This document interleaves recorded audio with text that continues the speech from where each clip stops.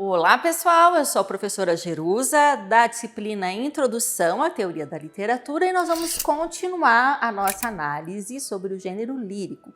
E nesse segundo vídeo vamos falar sobre os elementos estruturais da linguagem poética. Nós vamos falar sobre metro, ritmo e rima, que são três ingredientes que não podem faltar de maneira geral aí nos nossos poemas. Então, em primeiro lugar, nós vamos falar sobre o metro, também chamado de sílaba poética. É a medida das sílabas que formam cada verso ou linha poética. Quando a gente vai analisar um poema e vai fazer a contagem dessas sílabas, nós damos ao nome disso escansão. Então, na escansão, a gente conta as sílabas métricas ou sílabas poéticas. Como que a gente faz essa contagem? A gente conta sílaba por sílaba até a última sílaba tônica daquele verso. Quando há encontro de vogais, o que é muito comum, geralmente essas vogais elas se unem numa única sílaba e o nome disso é sinérese. Então vamos ver um exemplo aqui num trechinho de um poema do Carlos Drummond de Andrade, o nosso poeta modernista brasileiro.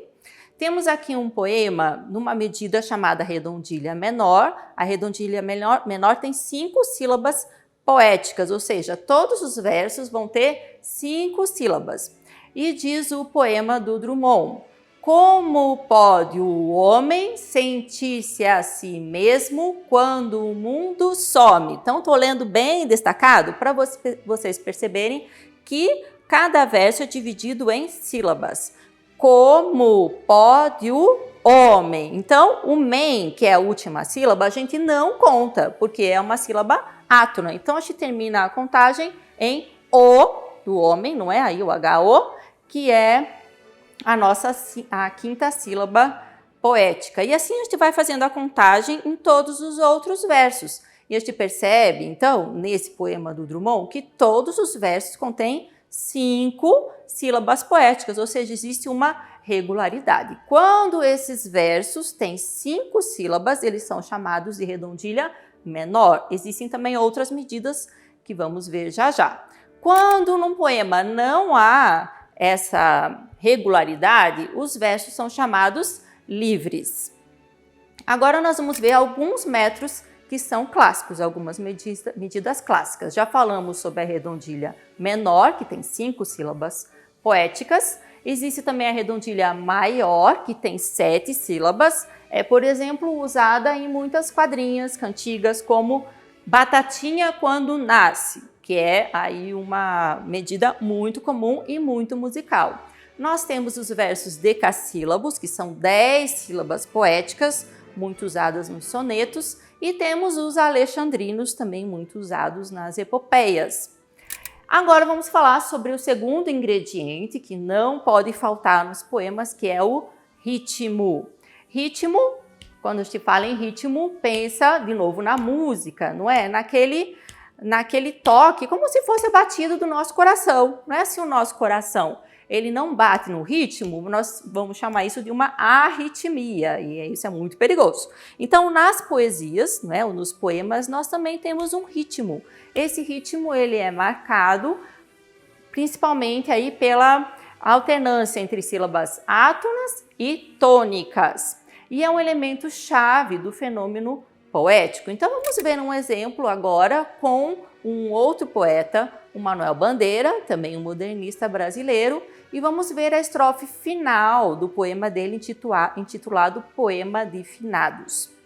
Nesse poema, Manuel Bandeira escolhe a medida de 8 sílabas poéticas e geralmente quando tem 8 sílabas, então é um verso um pouquinho mais longo, você não pode deixar só a ênfase lá no final, não é como uma redondilha menor, como a gente viu no poema do Drummond.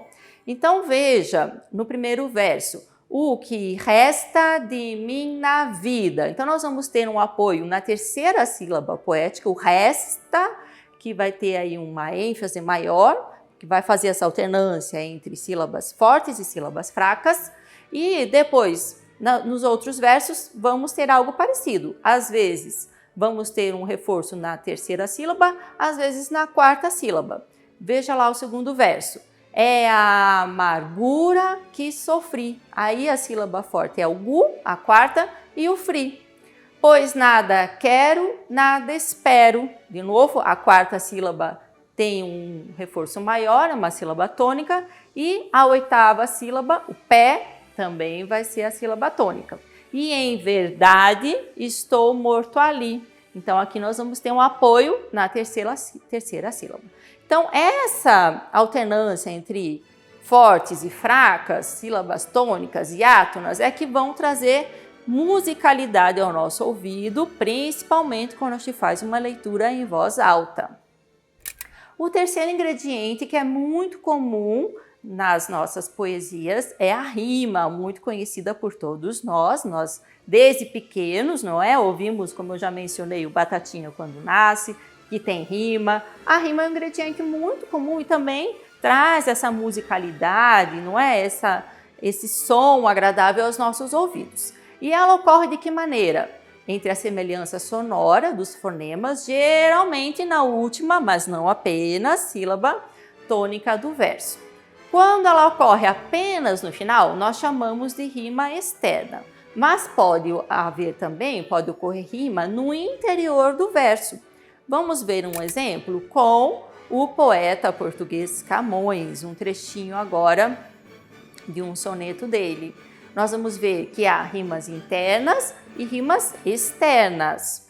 Lembranças que lembrais meu bem passado, para que sintais mais o mal presente. Deixai-me se quereis viver contente, não me deixeis morrer em tal estado. Nós vemos no final dos versos que a rima entre ado e ado, no primeiro e no quarto verso, e no segundo e terceiro versos, ente, não é? Lá no final, então são rimas externas. Mas também Camões, na hora de escrever, pensou em rimas internas. Vejam o trabalho do poeta aqui, não é? Em selecionar as palavras, as rimas, tudo isso para trazer musicalidade e trazer aí esse prazer visual e sonoro na hora da nossa leitura. Ele vai rimar ais, lá no primeiro verso, com mais, né? Lembrais e mais, e quereis com deixeis, é a mesma coisa, os dois verbos aí no meio, viver e morrer.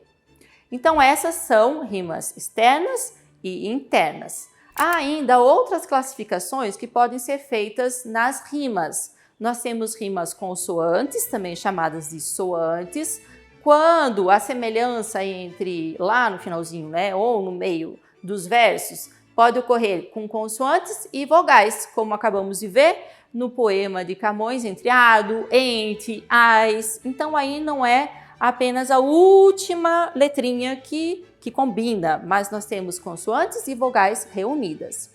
E nós temos rimas assonantes, quando a semelhança ela não é idêntica. Então, nós temos, por exemplo, vivo e amigo.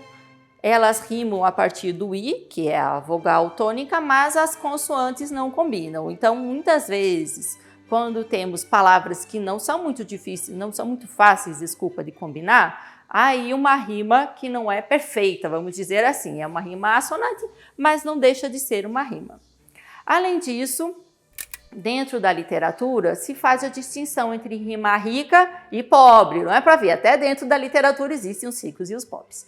Dentro da rima rica, o que vai haver? É quando o poeta faz uma seleção lexical um pouco mais apurada. Ele não vai fazer aquelas rimas que são mais corriqueiras, né? Tipo pão e mão com coração, ão, tudo ão.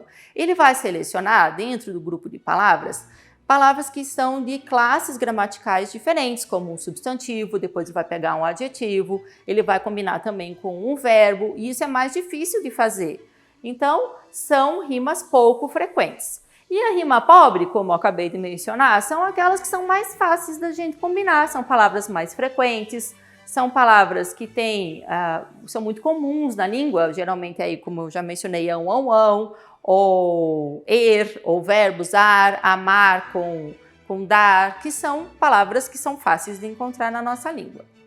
Vamos ver então agora mais um exemplo do poeta Vicente de Carvalho. Vamos ver como ele fez a combinação no seu poema com rimas ricas. Então vamos ver, principalmente aí nas rimas, não é? No final, A alternância entre classes gramaticais diferentes, substantivos, verbos, adjetivos, e isso vai trazer riqueza para o poema. Vejam só o que ele diz. Aves fugidias que passais em bando, e bando é um substantivo que termina em ando.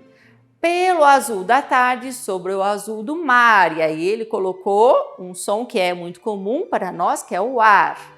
Então é um substantivo, mar é substantivo.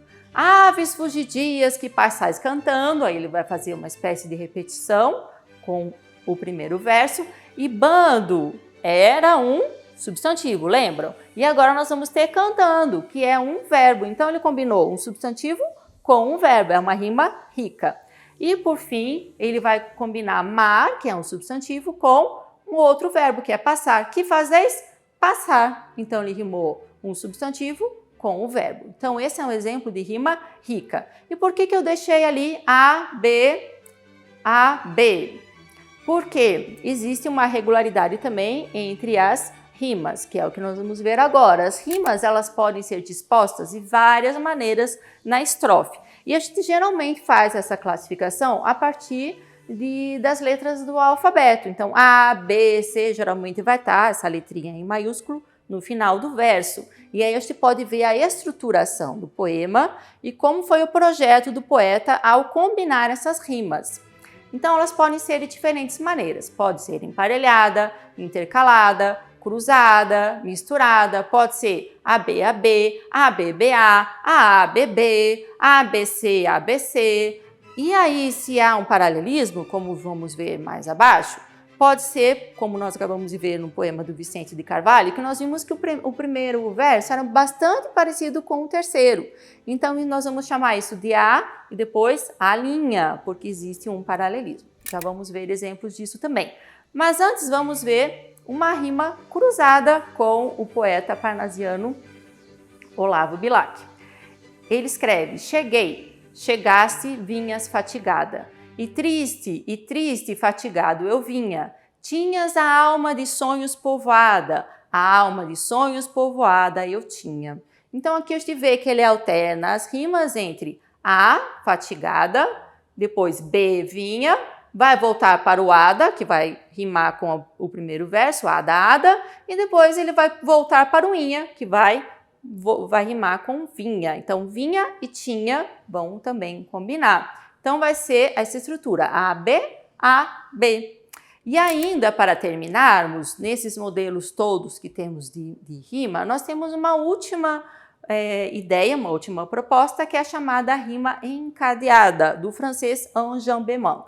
E é o quê? Quando nós temos a relação de um fonema do fim de um verso com um verso situado no interior do verso seguinte. Vamos ver aqui o exemplo de Silva Alvarenga.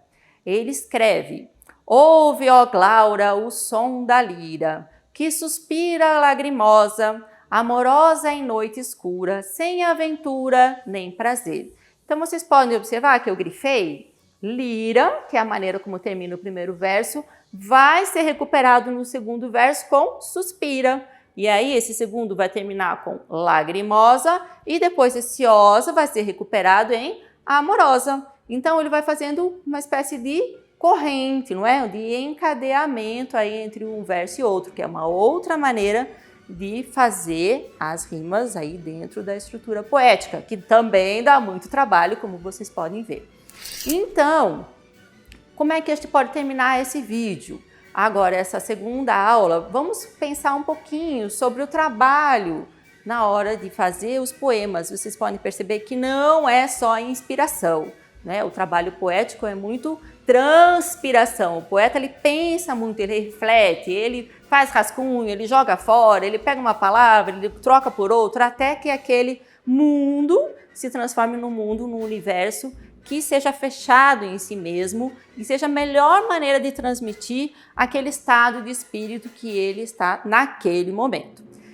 No próximo vídeo nós vamos falar um pouquinho sobre alguns poemas que têm uma forma fixa aí bastante conhecidos e alguns recursos que os poetas usam aí para nos impressionar e chamar a nossa atenção.